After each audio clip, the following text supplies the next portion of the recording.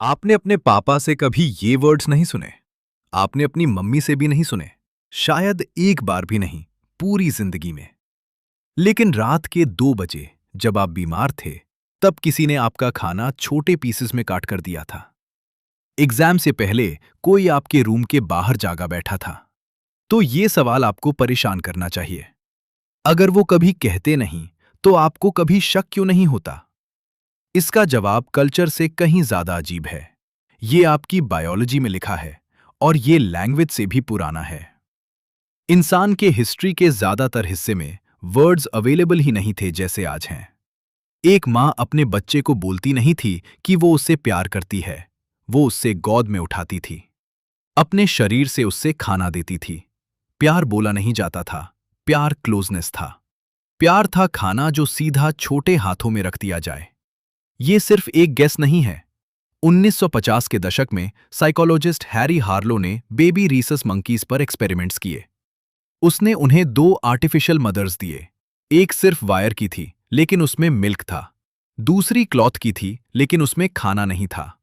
Baby monkeys फिर भी cloth वाली मदर से चिपके रहे, सिर्फ थोड़ी देर के लिए दूर जाते थे खाने के लिए, फिर वापस भागकर आ जाते थे। कंफर्ट कभी लग्जरी नहीं थी, वही तो असली बात थी। आपके पेरेंट्स भी इसी लॉजिक के अंदर बड़े हुए। कम बोलो, ज्यादा करो। साइकेट्रिस्ट जॉन बॉल्बी इसको सिक्योर बेस कहते थे। एक फीलिंग जो सेंटेंसेस से नहीं बल्कि हमेशा वहां होने से बनती है। जो पेरेंट हर बार आता है, वो वर्ड से कहीं ज्यादा मजबूत चीज बना रहा होता है। अब सोचो, आप कहां बड़े हुए? इंडियन घर इंडिविजुअल कंफर्ट के लिए नहीं बने थे, वो ड्यूटी के लिए बने थे। एक पापा जो 30 साल तक वो जॉब करता रहा जो उससे पसंद नहीं थी। एक मम्मी जो अपना खाना छोड़ देती थी ताकि सबके लिए इनफ हो। उस वक्त इसको सैक्रिफाइस नहीं कहते थे, बस यही करना होता था। रिसर्चर एलन फिस्क ने दशकों तक स्टडी किया कि सोसाइटीज रिलेशनशिप्स कैसे स्ट्रक्चर करती हैं। उसने एक चीज को कम्युनल शेयरिंग कहा, जहां केयर को ग्रुप की शेयर्ड प्रॉपर्टी समझा जाता है। कभी ट्रैक नहीं होती, कभी अनाउंस नहीं होती। फिश के रिसर्च इंडियन फैमिलीज पर बिल्कुल फिट बैठती है। केयर अज्यूम की जाती है, कांस्टेंट होती है और कभी परफॉर्म नहीं की जाती। तो फिर क्यों लगता है कि कुछ मिसिंग है? स्क्रीन पर एक हग, उसके बाद 3 बोले हुए वर्ड्स, कभी कभी एक पूरी जिंदगी के घर के खाने से ज्यादा क्यों चुभते हैं? क्योंकि आप बिना जाने 2 लैंग्वेजेस में बड़े हुए। एक लैंग्वेज खाना, सैक्रिफाइस और प्रेजेंस से बनी थी। दूसरी फिल्म से आई, जो आपकी कल्चर के लिए बनी ही नहीं थी, और उन्होंने कहा कि प्यार सच होने के लिए बोला जाना चाहिए। ऐसा नहीं है, बस आपने एक वर्जन दूसरे से 1000 गुना ज्यादा देखा। साइकोलॉजिस्ट रॉबर्ट लेविन ने पूरी दुनिया में स्टडी किया कि कल्चर्स प्यार को कैसे डिफाइन करती हैं। इंडिविजुअलिस्ट सोसाइटीज में प्यार एक फीलिंग है जिसे प्रूव करने के लिए बोलना पड़ता है।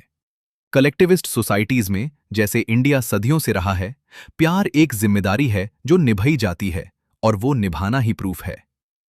एक और छोटी सी बात भी हो रही है। बहुत से इंडियन घरों में रिस्ट्रेंट कभी कोल्डनेस नहीं थी, वो स्ट्रेंथ थी। जो पापा कभी वर्ड्स नहीं बोलते, शायद उन्हें सिखाया गया था कि इतनी बड़ी फीलिंग्स कैजुअली बोलनी नहीं चाहिए, उन्हें जीना चाहिए। बुजुर्गों के पांव छूना, एक जेस्चर जो इतना कॉमन है कि लोग कभी सवाल नहीं करते। ये हायरार्की लगता है। गौर से देखो तो कुछ और निकलता है। फिजिकल ह्यूमिलिटी, जो आधे सेकंड में वो कह देता है जो एक सेंटेंस कभी पूरा नहीं कह सकता। तो इसका मतलब आपके लिए क्या है जब आप रोज स्क्रीन पर कपल्स को वर्ड्स बोलते हुए देखते हो? इसका मतलब है आपको दोनों चाहिए हो सकते हैं। आप उस क्वाइट स्ट्रक्चरल केयर से प्यार कर सकते हो जिसमें आप बड़े हुए, और फिर भी चाह सकते हो कि कोई ज्यादा बार वो कह देता। और ये हिस्सा आपको सरप्राइज करेगा। अगर आपने कभी अपने पेरेंट्स से पहले ये बोला हो, तो आपने देखा होगा एक पॉज, एक ऑकवर्ड सी स्माइल, और फिर धीरे से वो भी वापस कह देते हैं, एक आवाज में जो पहली बार वो वर्ड्स ट्राई कर रही हो। वो डिस्टेंस नहीं है, वो एक लैंग्वेज है जो देर से सीखी जा रही है। उन लोगों द्वारा बोली जा रही है जो इसका मतलब वर्ड से कहीं पहले जानते थे। आपने अपने पापा से ये वर्ड्स कभी नहीं सुने, लेकिन फिर भी आपको कभी शक नहीं हुआ कि वो इसका मतलब नहीं रखते थे।